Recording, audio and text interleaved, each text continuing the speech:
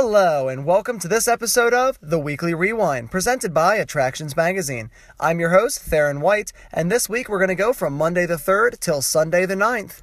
Now, starting on Monday the 3rd, we looked at the WrestleMania event as it broke the Camping World Stadium's attendance record. They had 75,245 fans and grossed $14.5 million. Now, this was definitely an incredible event. I haven't seen the entire, all the matches and everything that happened at WrestleMania, but I did see a lot of highlights, and it looked incredible. I know people who said they went said it was an absolutely spectacular event. So that's amazing that it was so great, and I hope they come back to Orlando again soon, because I know we had a ton of fans down here in the parks, a lot of different events happening, and it was really just a great thing to happen in Orlando. And then on Tuesday, we got a look at the Pandora, the World of Avatar media invite. Now, of course, these invites are meant for the media, but it being sent to the media, it's really kind of meant for everyone. And so that's why I think they always do such a great job. Not just Disney, but a lot of companies all over really do a great job of their media invites, really getting you excited, including fun little things, making them customizable, all kind of stuff like that. And so I think this one was really cool that they had the booklet and then, of course, the amazing video card. It's funny to me, it's kind of like almost like how Christmas cards and birthday cards from like Hallmark and everything are getting so advanced. I feel like this is Disney kind of like, this is what we're going to be having in like 10-ish years. You're just going to open a card and your family's going to like explode out like this in this video and it's going to be like, happy birthday!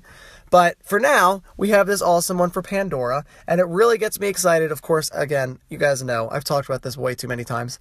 I love Pandora and all that is coming to Animal Kingdom. I am very excited. This video got me pumped. So May 27th, here we come.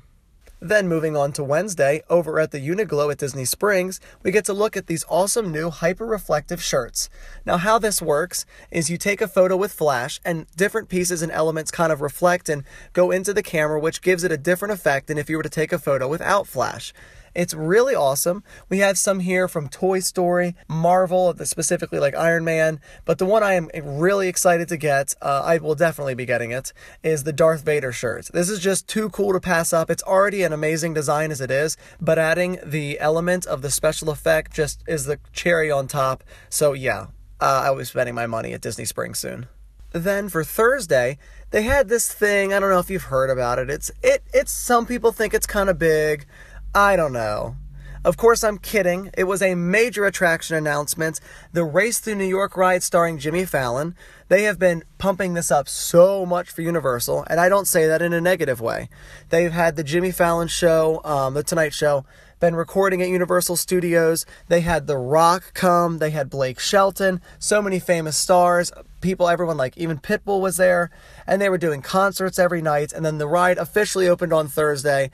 Jimmy Fallon was there, all of his family, tons of people from The Tonight Show. So it was a massive event, and it seemed like it went really, really well.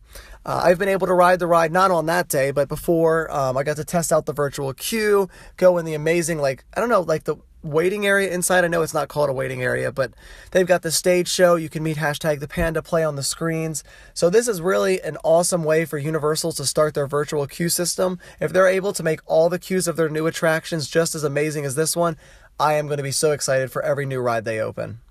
And after that, we move on to Friday, and the Legoland Florida Beach Retreat Resort is open. Now, this is such a fun hotel. I got to tour a little bit of it when they were doing the construction, and it's already amazing. If you've been to Legoland before, or if not, if you've just seen the Lego movies, you know how so much fun all of their movies, their video games, their parks are. So just move that into a hotel and that's what you've got. They've got kids play areas at every section of the hotel. They've got a really fun pool. They've got a dining area, even fun little newspapers that are like fake with like the brick news.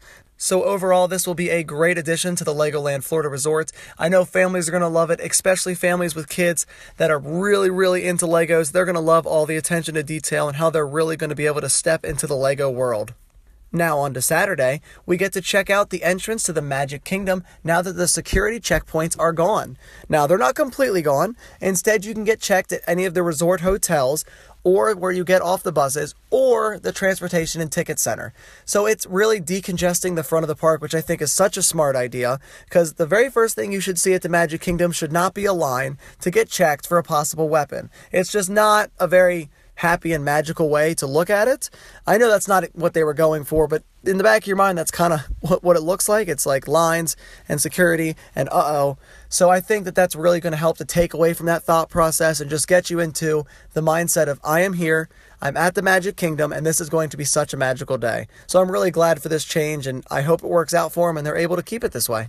And lastly, for Sunday, in fact, just a few hours ago, I headed over to Disney's Hollywood Studios because we had heard rumor that BB-8 was doing his meet and greet early for guests inside the Star Wars launch bay. I was very glad that I went. There was about a 25-minute wait to get inside. You go in through a resistance bunker barrier, like base kind of style building. It's where that the Disney Interactive Games Center used to be inside of the Star Wars launch bay, near where like you can meet the Jawas. So I waited in the line, got to go through, and I really like it because it's a one-on-one meet and greet kind of area. I like when they do that. I know not all characters are able to have like their own section. Sometimes other guests are behind you, which is fine, but this makes it a lot more personal. So you get to basically go up to a set of blast doors and they open, you go inside, and we got 2 cast members. One of them's holding the camera, and you get to go, and then there's BB-8. And it's nice because you can ask him anything, talk to him. He beeps, he moves his head, he swivels his body, and then you get to get a picture. And they're really, really nice. They've got the lights all set up great. Of course, you know, for PhotoPass, they always do that right. And then you get your nice backdrop, and you get to talk to BB-8.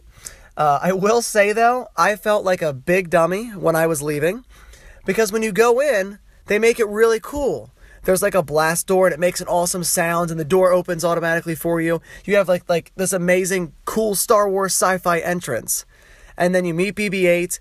He's really realistic. He's awesome. He feels real. I got to like hug him and get a picture with him. And then you go to leave and I like walk over to the door expecting it to do the same thing. Like, oh, here comes another blast door that's going to open. So I stand around for like 3 seconds awkwardly. And the PhotoPass lady was like, oh, no, you can push it. But she said it in like a weird way. So I was like, oh, they want me to use the Force.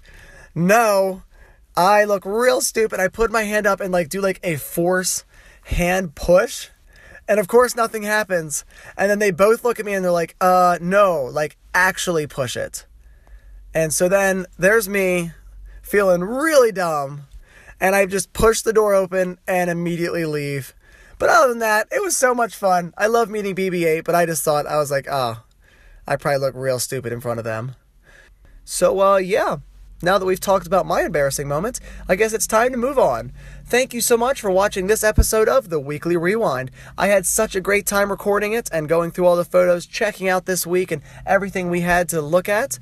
I highly recommend you going and looking back at some of our posts that we did. Of course, this isn't everything. We have so much going on every single day.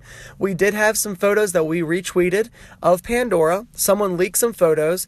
Now, I don't believe in leaking the photos. I did look at them, not going to lie.